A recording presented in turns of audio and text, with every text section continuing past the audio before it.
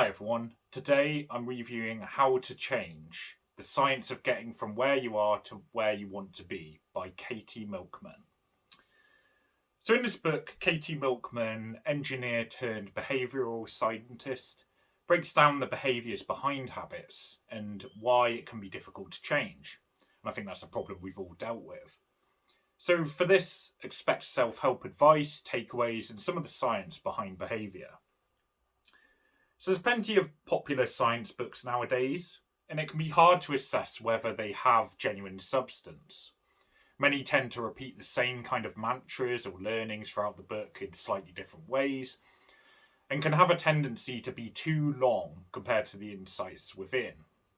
Thankfully, this doesn't seem to be the case too much with this one. Behavioural change through habits can be deeply ingrained.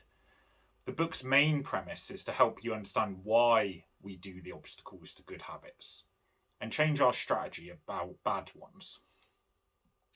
So the chapters are in quite a basic format.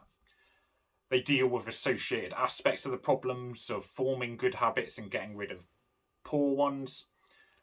And I'll give you some of the titles here: Getting Started, Impulsivity, Procrastination, Forgetfulness, Laziness, Confidence, Conformity. A part of me prefers this simplicity.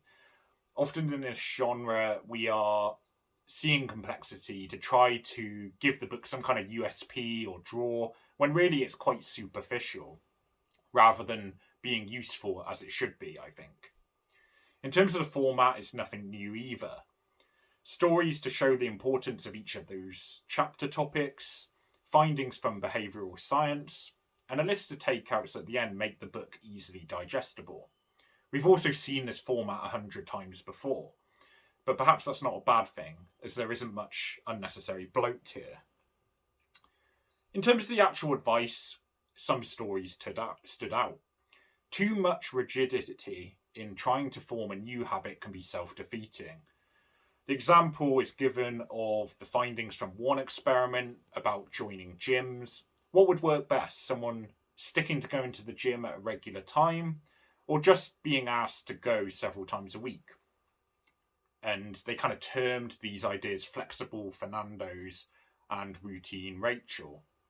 But as the chapter explores, sometimes routine Rachel can turn into rigid Rachel and be self-defeating. The participants that had flexibility kept up their habit for longer because they could fit it around their other commitments.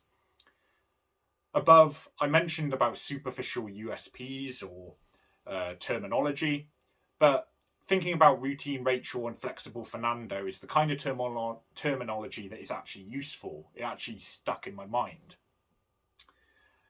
Milkman searches far and wide for her anecdotes to illustrate her points.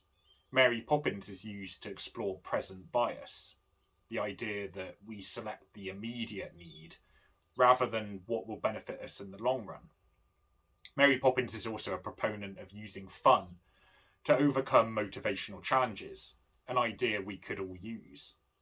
Andre Agassi's story stuck with me, and so in some ways represents the book as a whole, as his performances weren't meeting expectations until he switches up his strategy due to his new coach, Brad Gilbert. Quite simply, often the reason we seem to keep hitting the walls of procrastination, laziness, or self-doubt are because we're employing the wrong strategies to defeat them. And I think that's the core idea of this book. At a lower level, a sort of tactical level rather than strategic, there's a lot of recommendations here.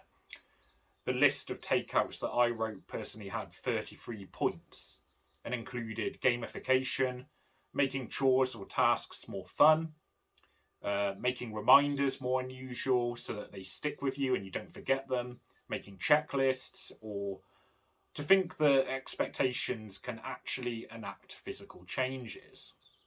So our beliefs really matter here.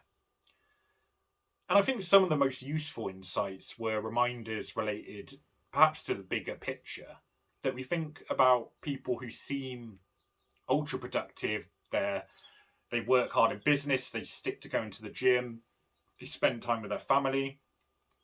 But the thing is, people like that aren't actually born that way necessarily. They've just turned the productive things into habits that they just do automatically without thinking. As in another review I just did, Charles Duhigg's The Power of Habit, those actions where they become such a routine habit that we don't even have to think about it are the ones that are the most effective and we consistently stick to. Similarly, people often know the things that they're doing wrong. But things like self-doubt are the real issue here, not ignorance of the issue itself. These aspects are considered in the book, and perhaps some of the most important things to take away. In terms of readability, this book's very readable, it's very simple, it's digestible. I actually read it in about 2 sessions, so it's not very long at all. The language isn't complex, and it often avoids being unnecessarily long in discussing a point, which is a bit of a relief in this genre.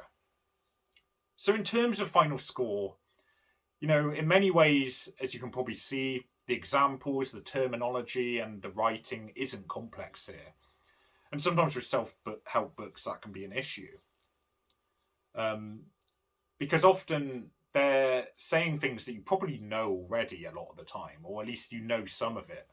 And they do have a tendency to dress the ideas up in complexity, which isn't beneficial to the reader. Most likely you already know some of it. You want to change those bad habits that you're doing, or keep doing the good ones. And really a book like this serves as a reminder to take action, or makes you think about the topic in a new way. And I think this book manages to serve that. An effective blend of useful insights, readability, and short length, without the unnecessary bloat that these books often have, making for a nice quick read for New Year motivation. I do think a lot of the insights aren't necessarily as revelatory as the quotations suggest on the cover, though. But it is a helpful read. And I think it earns bonus marks because of those aspects I've mentioned about keeping things brief. So I'm giving this one 7 out of 10. It is a good book. It's pretty recent as well, so quite a good pickup if you just need to change some habits, keep doing those good ones, and kind of fix those poor ones. Worth a read. I'm reviewing plenty of habit books at the moment. There'll be about 2 or 3, I think. So like and subscribe for that, and thanks for watching. Cheers.